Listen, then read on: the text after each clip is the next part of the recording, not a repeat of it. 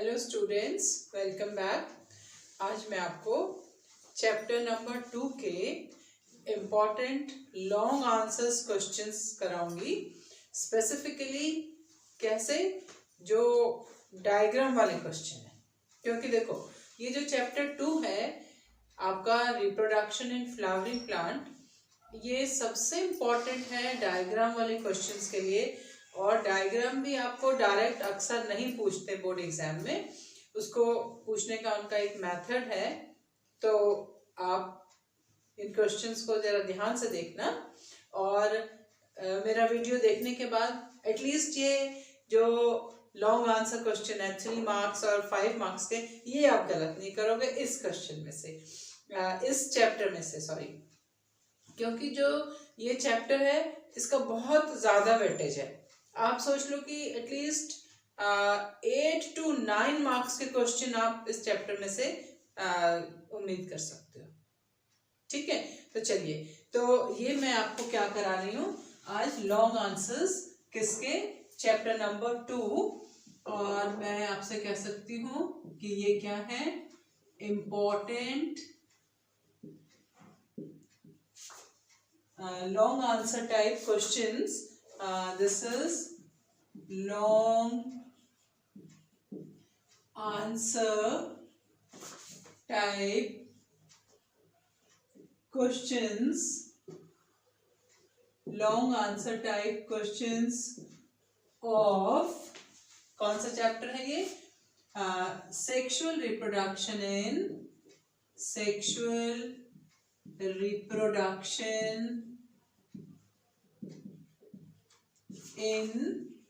flowering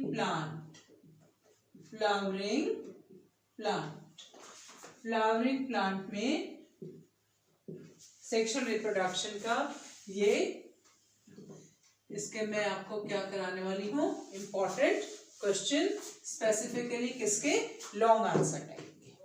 ठीक है, और ये सारे क्वेश्चन आपके डायग्राम बेस्ड हैं और मैंने वो क्वेश्चन आपके लिए सेलेक्ट करे हैं, देखो टॉपिक वाइज और कैसे उनका इम्पोर्टेंस की वो लास्ट ईयर्स के एग्जाम में किस फॉर्म में आए हैं।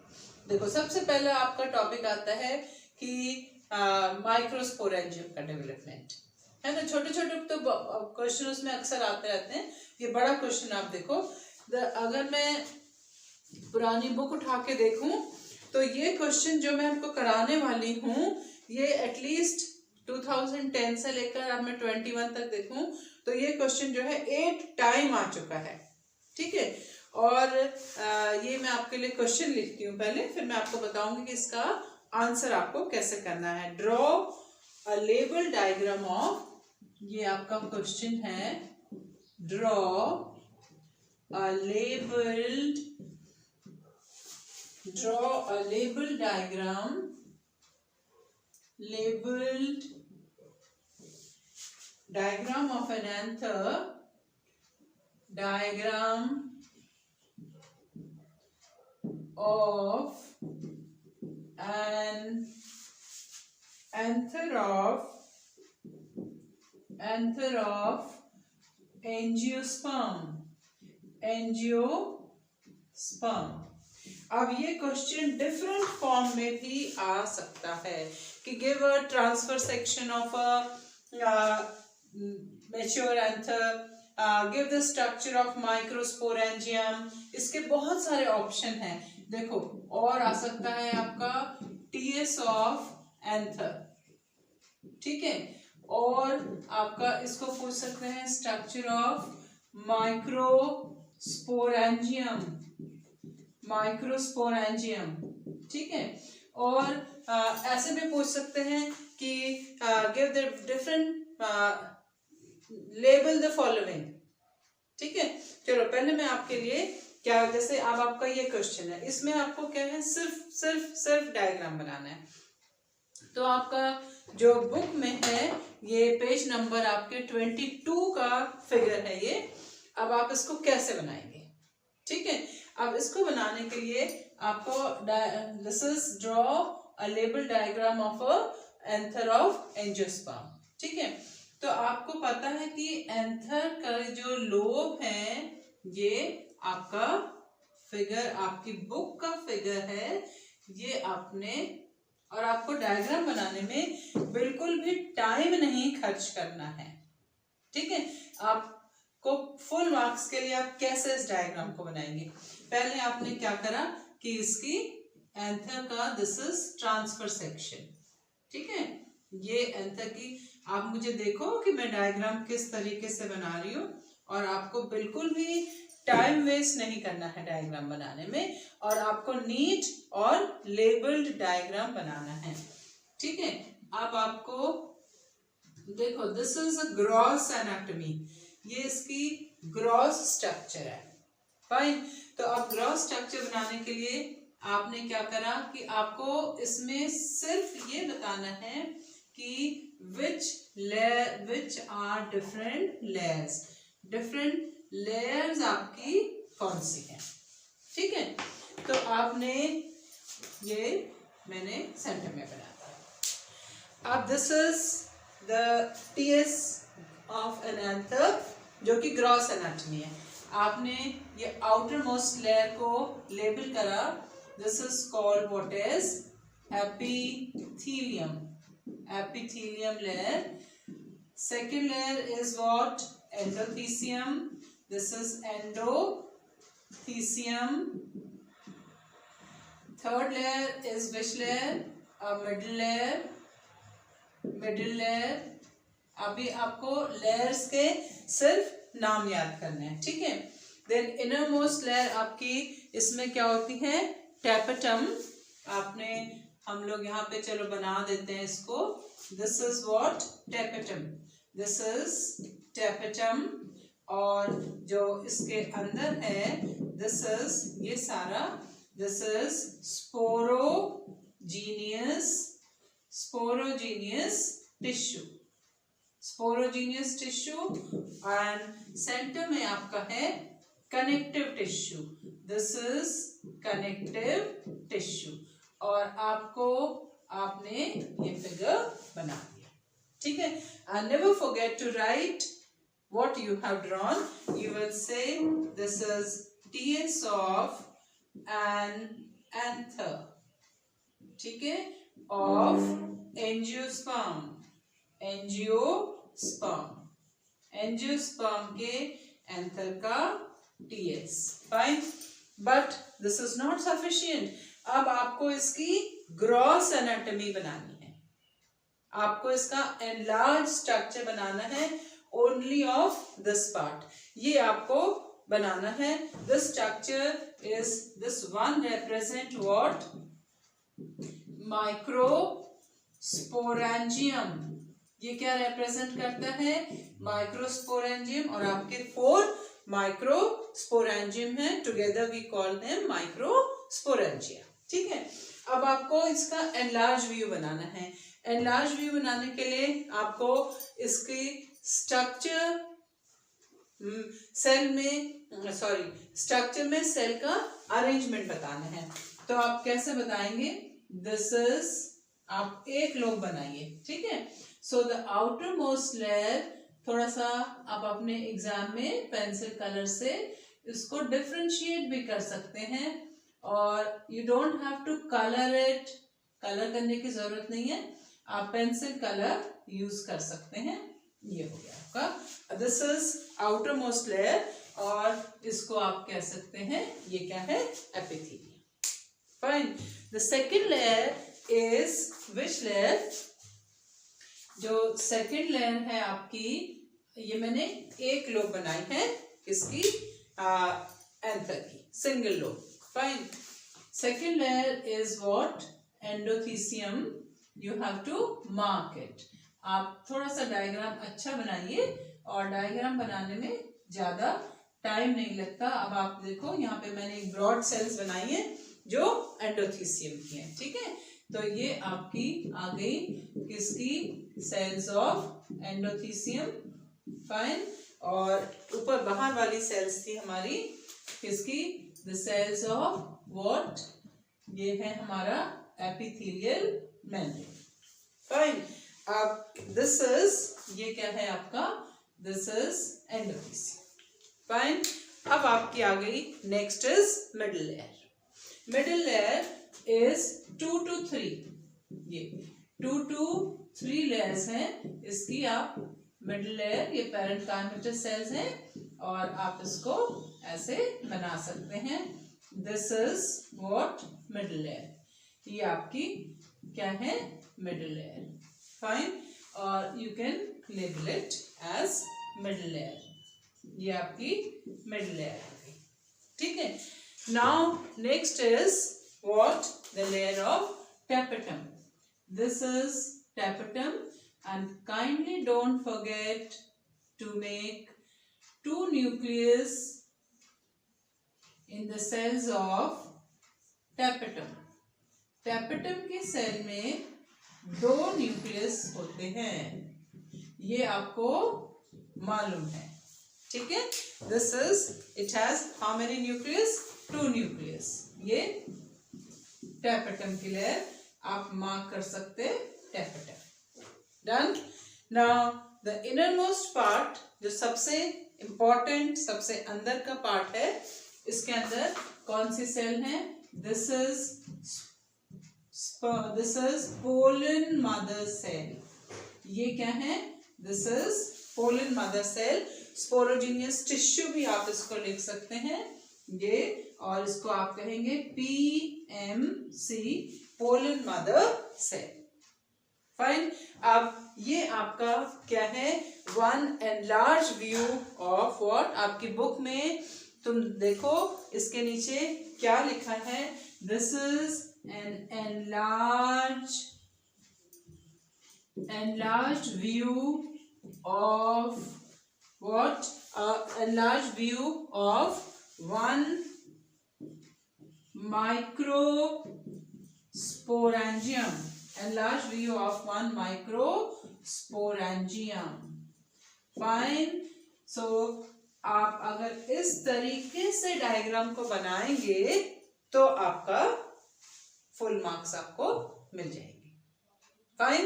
कभी कभी यहाँ पे आपको मेंशन करते हैं कि लेबल द फॉलोइंग पार्ट, और आप बिल्कुल ध्यान रखना कि अगर ये 3 मार्क्स का क्वेश्चन है, मेरे हिसाब से इस क्वेश्चन का वेटेज 3 मार्क्स है, सो एटलीस्ट आपके पास 6 लेबलिंग जरूरी है. और लेबलिंग भी आपकी बिल्कुल सही होनी चाहिए. 1 2 3 4 5 6 7 मैंने कर दिए, कोई बात नहीं, आप ज्यादा कर दीजिए लेबलिंग, लेकिन आप इसको, आपकी लेबलिंग क्या होनी चाहिए, करेक्ट होनी चाहिए, करेक्ट इंडिकेशन होना चाहिए. ड्राइंग की कोई जरूरत नहीं है, इसका ब्यूटिफिकेशन का कोई जरूरत नहीं है. आपको डायग्राम क्लियर होना चाहिए. और ये जो सेल्स हैं, ये कौन सी सेल्स हैं, आपकी स्टोमियम सेल्स हैं. आप चाहें तो आप इसको लेबल कर सकते हैं, this is what, stomium cells. तो ये हो गया मेरा एक क्वेश्चन. फाइन. तो I hope you have understood this is a question and how you are going to answer. और जो डायग्राम के क्वेश्चन है उसमें आपको बार बार एक्सप्लेनेशन की जरूरत नहीं पड़ती. उसका एक रीजन बहुत सही है कि अगर आपने कोई चीज बना के दिखा रहे हैं, that means you know it. The same thing you are not suppose to explain. अगर आपसे पूछा गया कि draw the label diagram for the TS of anther or a structure of a microsporangium and mention the function of each part, तब आप इन parts के function को बता सकते हैं. Otherwise this is the figure. Fine. चलिए, और ये क्वेश्चन इतना इम्पोर्टेंट है कि आपके हर एग्जाम में किसी न किसी फॉर्म में जरूर आएगा. और वैसे भी मैंने जो मेरी सर्वे है उसके हिसाब से मैंने आपको बता चुकी हूँ 2010 से अभी 20 तक के एग्जाम में ये एटलीस्ट 7 to 8 टाइम ये क्वेश्चन आ चुका है. ठीक है. चलिए, अब हम बात करते हैं नेक्स्ट क्वेश्चन की. ये क्वेश्चन नंबर 2. ये जो मैं क्वेश्चन आपको करा रही हूँ, this question also has come many times. ठीक है। और ये इस क्वेश्चन की जो लैंग्वेज है it can be in different forms, 7 to 8 type की लैंग्वेज में भी ये क्वेश्चन आपको आ सकता है, ठीक है। तो क्वेश्चन मैं आपको बता रही हूं कि how does, this is my question, question is how does, मैं इसकी डिफरेंट लैंग्वेज भी आपको बताऊंगी, how does the megaspore mother cell, megaspore mother cell, how does the megaspore mother cell develops into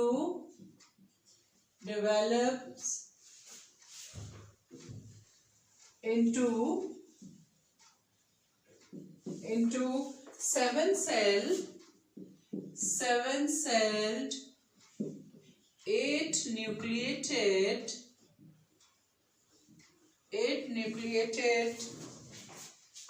embryo sac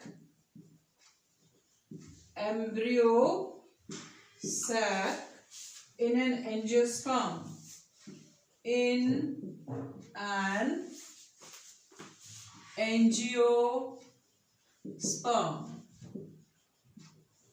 ठीक है। और इस ये क्वेश्चन और right with the help of a figure और ये भी आ सकता है। और आप को क्या क्वेश्चन पूछ सकते हैं, क्या लैंग्वेज हो सकती है कि give the structure of a mature embryo sac, ठीक है, कि draw the structure of a mature embryo sac before fertilization,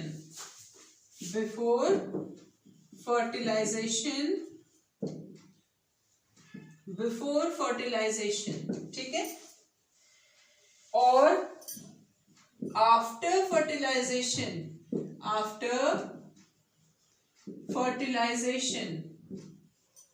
देखो यहां पे डिफरेंस है, ये क्या है, बिफोर फर्टिलाइजेशन, आफ्टर फर्टिलाइजेशन, है ना।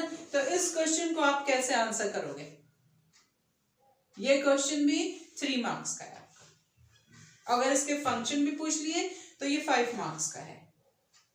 तो आप इसको इस क्वेश्चन के आंसर को कैसे करोगे, मैं आपको सबसे पहले तो स्पेसिफाई करूं, आपकी एनसीईआरटी की बुक में पेज नंबर 26 में ये फिगर है, और कैसे आप इस क्वेश्चन का आंसर करेंगे, ठीक है। चलिए अब मैं ये क्वेश्चन रब करके आपके लिए फिगर बनाती हूँ। क्वेश्चन आपने नोट कर लिया है कि how does a mature embryo this megaspore mother cell develop into 7-celled 8 nucleated embryo sac in an angiosperm, or you have to give that how does it forms a mature embryo sac, or what is the structure of mature embryo sac before fertilization and after fertilization, ठीक है। So to have more space, मैं आपको ये this whole answer I am giving you in the form of diagram। तो अब आप इस question का आंसर लिखें, ठीक है। So the answer of the question, सबसे पहले आपको क्या बनाना है कि you have to start your answer from megaspore mother cell, ठीक है। ये है आपकी megaspore mother cell, don't forget to write its ploidy, this is megaspore which cell, mother cell, ये मेगास्पोर की मदर सेल है, and this is surrounded by which tissue, this is all nucleus, fine। now this megaspore mother cell, ये जो आपकी megaspore mother cell है, this cell undergoes which cell division, meiosis, इसमें कौन सा सेल डिवीजन होगा, meiosis, and it will form what, 2 cells, and now you see the ploidy of the cells got changed. आपको पता है कि सेल की प्लॉइडी चेंज हो गई और इसको हम कहते हैं दिस इज कॉल्ड डायड. आपकी बुक में भी देखो तो यहाँ पे क्या लिखा है, दिस इज व्हाट, ये क्या है हमारे, ये 2 है, दिस इज डायड, मेगास्पोर का डायड. ठीक है.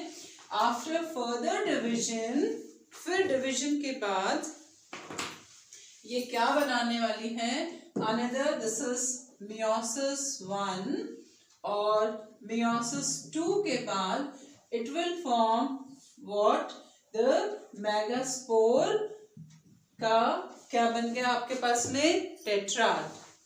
This is the tetrad of megaspore and this is the surrounding tissue and to this you also call what is nucellus.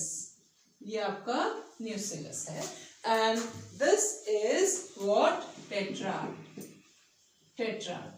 ये आपको बताना है कि how does a megaspore mother cell develop into a mature embryo sac. अब आपको क्या करना है कि this is stage 1, 2, this is 3, fine, this stage is 4, 3 of the megaspore degenerate, 3 megaspore degenerate हो गए and 1 of them get enlarged, एक enlarge हो गया. Fine, and here you have to make a mention कि आपको कहना है कि 3 of the megaspore or you can say 3 megaspore degenerate.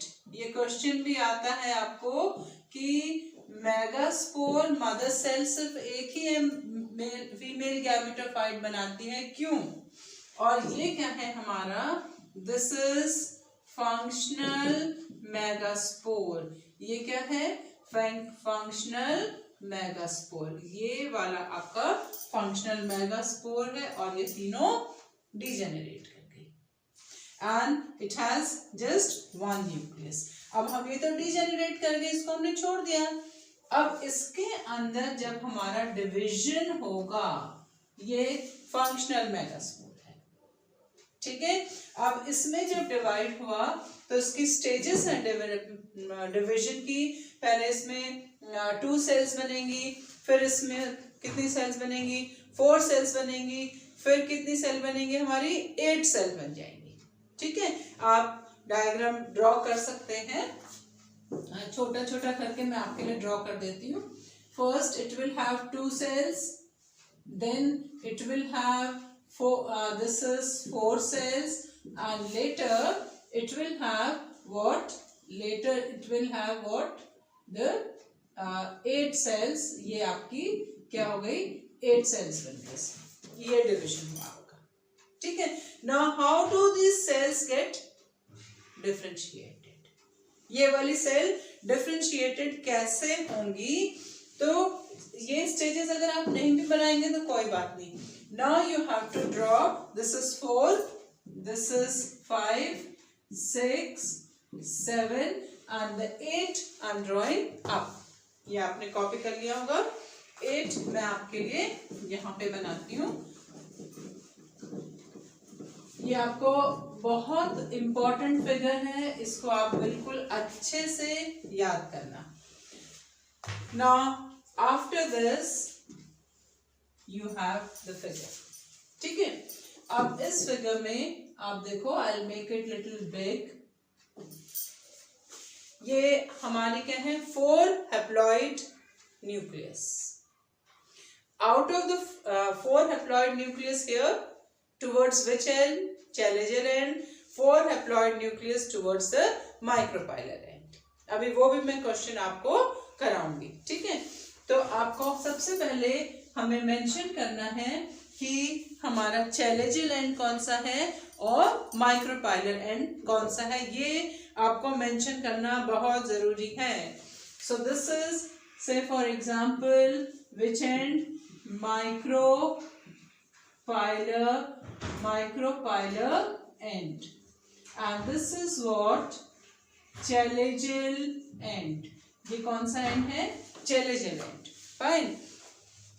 Now what happens कि towards a micropylar end की तरफ, very carefully you have to understand that one of the cell is very specialized, known as egg cell, which represent a female gamete, and the other two cells, ये जो दोनों दूसरी cells हैं, these cells have a thickening of cellulose on their surface. These are called, this thickening is called filiform apparatus, and the cells are called what? Synergids. ठीक है, तो ये है हमारा कौन सा cell? Egg cell, and these are what? Synergids. ये हैं synergids. Fine. Now towards the chalazial end, very simple, 3 cells are present, and to them we call what is antipodal cells. Antipodal cells, क्या कहते हैं इनको हम? antipodal cells. अब centre में आपके पास में 2 न्यूक्लियस हैं, एंड इन दोनों को आप कहते हैं पोलर न्यूक्लियाई. और ये जो सेल है सेंटर की, इसको आपने क्या कहा? This is called central cell. अब आपका ये जो स्ट्रक्चर बना, दिस इज अ मैच्योर, क्या है आपका ये? एक by different process, this functional megaspore, आपका functional megaspore का structure क्या हो गया? See this is a structure of a mature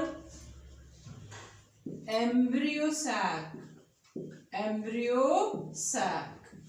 or this is also known as female gametophyte. ये आपका फीमेल गैमेटोफाइट है, एक मैच्योर एम्ब्रियो सैक है ना? तो आपको ये पूरा आंसर डायग्राम की फॉर्म में दे देना है. ये एक क्या है? मैच्योर एम्ब्रियो सैक है, या इसको आप फीमेल गैमेटोफाइट भी कहते हैं. ठीक है, और this is prior to fertilisation. ये क्या है? फर्टिलाइजेशन से पहले का. ठीक है, दिस इज, यहाँ पे मैं आपके लिए लिख देती हूँ, दिस इज बिफोर फर्टिलाइजेशन. ठीक है, ये आपके लर्निंग के लिए. और अगर आपसे एग्जाम में पूछा गया है कि आफ्टर फर्टिलाइजेशन, या आपसे पूछेंगे कि what will be the future of them, तो अभी भी आपको 1 मार्क का आंसर करना है. अगर आपसे पूछा कि आफ्टर फर्टिलाइजेशन, तो आप कैसे करोगे? देखो, मैंने आपको डिफरेंट स्टेजेस ड्रॉ कर दी हैं. किसकी? Development of an embryo sac from megaspore mother cell. ठीक है, अच्छा, अब अगर आपसे पूछा कि draw a diagram of a embryo sac after fertilisation, तो आप क्या ड्रॉ करेंगे? देखो, बहुत थोड़ा सा डिफरेंस है, और मैं आपको बताऊं, आप अपनी बुक का कौन सा डायग्राम ड्रॉ करेंगे? This is given at page number 34 में ए पार्ट आप लेबल करेंगे. देखो, I draw it for you, मैं आपके लिए ड्रॉ करती हूँ आफ्टर फर्टिलाइजेशन. ठीक है, फर्टिलाइजेशन के बाद वाला डायग्राम आपको ड्रॉ करने के लिए क्या करना है, ये मैंने, और आप एंड जरूर मेंशन करिए कि कौन सा एंड है. This is micropylar end, and of course this is what chalazal end, ये क्या है, चैलेजल एंड। और ये वाला structure, now you will not label it as a egg, आप इसको क्या कहेंगे, दिस इज जाइगोट, ये क्या है, जाइगोट है, ठीक है। और सेकंड पार्ट, ये जो है, अब जब ये जाइगोट बन गया तो फिलीफॉर्म apparatus की जो सेल्स हैं वो धीरे धीरे फिलीफॉर्म apparatus यूज हो जाएगा, सिनर्जिड्स जो हैं वो भी डिजेनरेट होने लग जाएंगी, but still you can label it as what, synergids, ठीक है। अब आपको जो दूसरी इंपॉर्टेंट चीज याद रखनी है कि फर्टिलाइजेशन के बाद ये जो पोलर न्यूक्लियाई हैं ये क्या करते हैं, डबल फर्टिलाइजेशन, ट्रिपल फ्यूजन करके एक स्ट्रक्चर बनाते हैं। ये जो न्यूक्लियस होता है इसकी प्लॉइडी क्या होती है, 3n, और जाइगोट की प्लॉइडी होती है 2n, सिनर्जिड्स की प्लॉइडी होती है n, एंटीपोडल सेल की प्लॉइडी है n, आपको याद रखना है। तो this nucleus is called PEN, primary endosperm nucleus. आपको बहुत जरूरी, बहुत अच्छे से लर्न करना है कि ये क्या है, प्राइमरी एंडोस्पर्म न्यूक्लियस।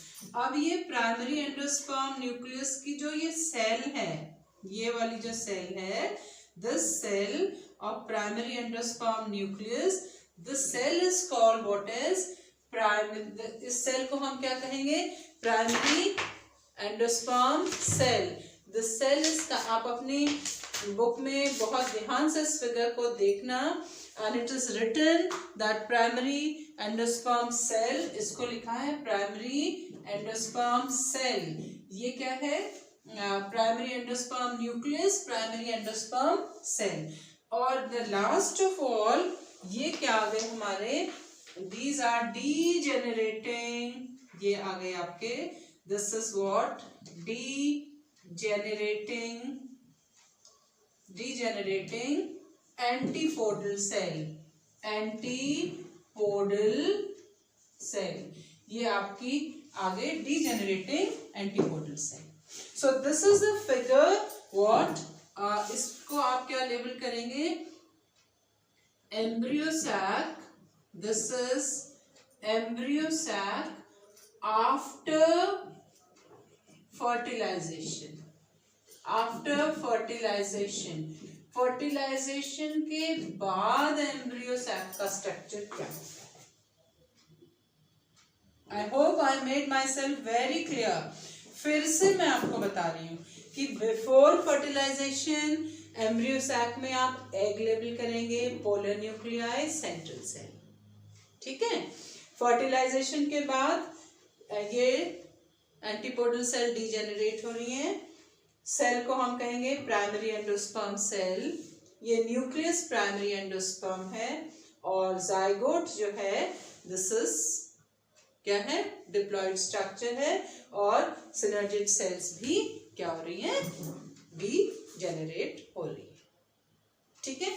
इस क्वेश्चन को आप ऐसे आंसर करें, और आपको ये भी याद, कभी कभी अगर इसको ये 5 मार्क का क्वेश्चन है तो उससे पूछ लेंगे कि what will be the function, what will be the future of this cell, इन सेल का फ्यूचर क्या होगा, तो आप फिर क्या आंसर करोगे, है ना।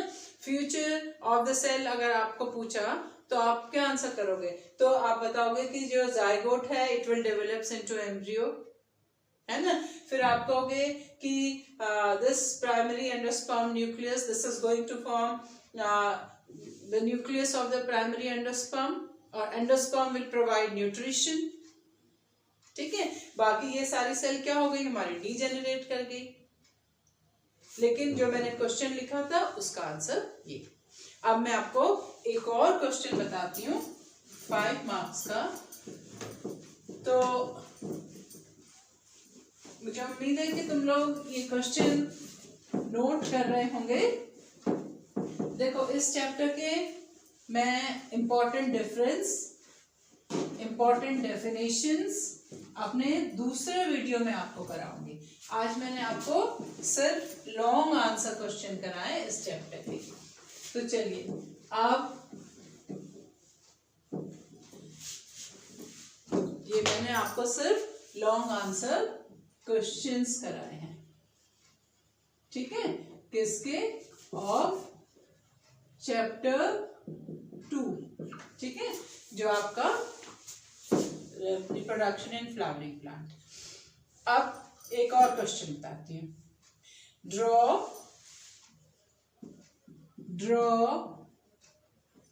a label structure, a label figure of an anatropous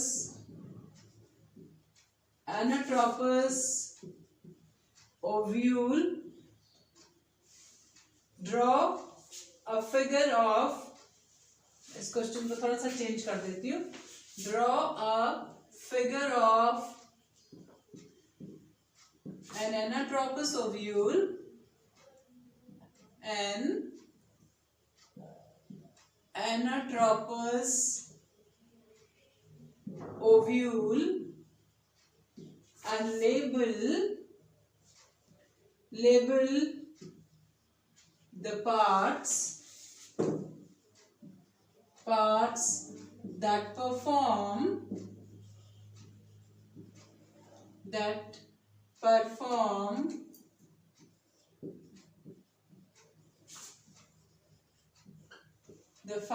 the following function in seeds, in a seed, ठीक है। Number 1 will form seed coat, जो कि seed coat बनाएगा। will form embryo, ठीक है, जो फ्यूचर में क्या बनाएगा, एम्ब्रियो बनाएगा, ठीक है। and will attach to placenta, क्या बनाएगा, will attach to placenta, ठीक है। then will form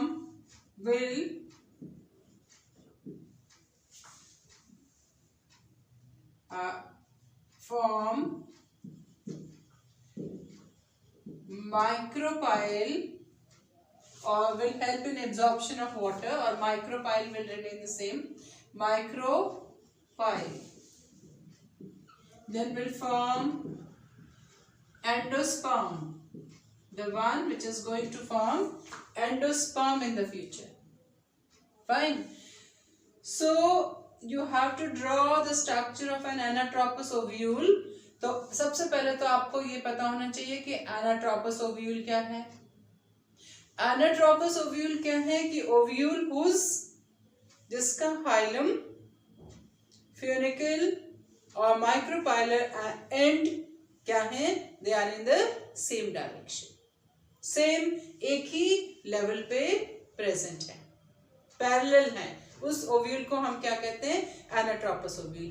फिर हमें एक ऐसे ओव्यूल का फंक्शन डायग्राम बनाना है जो कि एनाट्रोपस है, और उसमें वो पार्ट लेबल करने हैं जो फ्यूचर में ये स्ट्रक्चर बनाते हैं, ठीक है। और आपको बता दिया कि the basal part of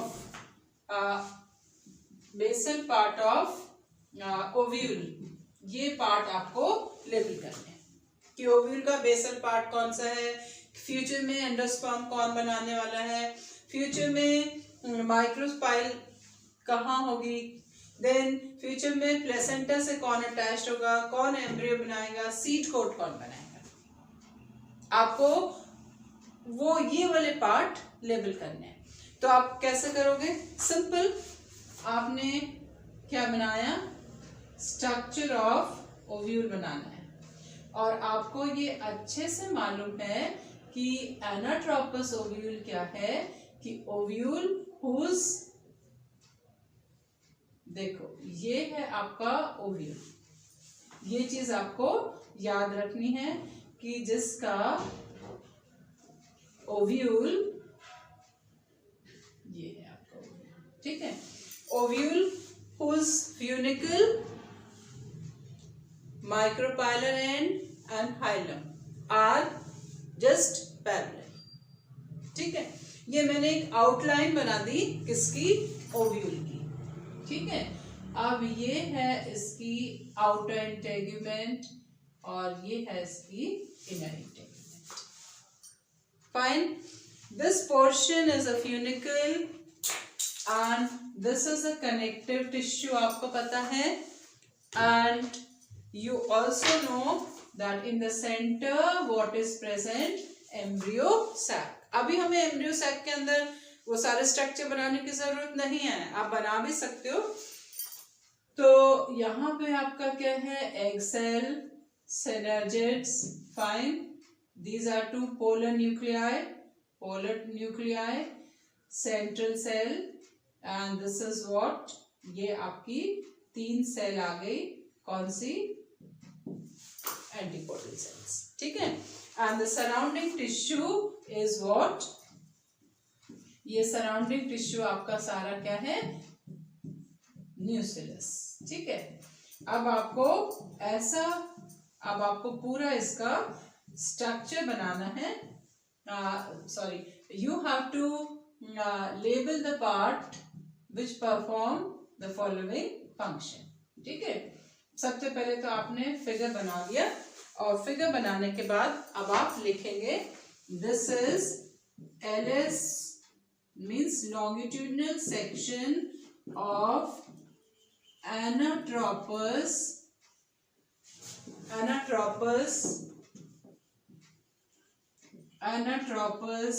ovule, fine. चलिए, अब आपने forms what, the seed code, अब आप इसको लेबल कैसे करेंगे, दैट इज मोर इम्पॉर्टेंट। चलिए, दिस इज, ये क्या है आपकी आउटर एंड इनर इंटेगुमेंट, और आप ब्रैकेट में लिखो सीड कोट। फ्यूचर में क्या बनाने वाली है ये, सीड कोट, ठीक है। First answer. Then which part is going to form the embryo, तो एम्ब्रियो पूछा है आपसे, तो हमें क्या बनाना चाहिए, हमें जायगोट बनाना चाहिए था। वैसे तो आप इसका मतलब दिस ओव्यूल इज व्हाट, इस ओव्यूल के अंदर फर्टिलाइजेशन हो चुका है, ठीक है। बिकॉज अब देखो यहां से आपको क्या करना है, आंसर को निकालना है। तो आपको क्या करना है, you are suppose to write here zygote, इसको आपको क्या लेबल करना है, जायगोट, ठीक है।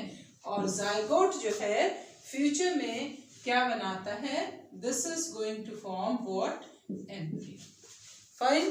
This is how you have to answer कि ये जायगोट, ठीक है। अब आपको next part is to form what, micropyle. ये वाला एंड आपका क्या है, माइक्रोपाइल,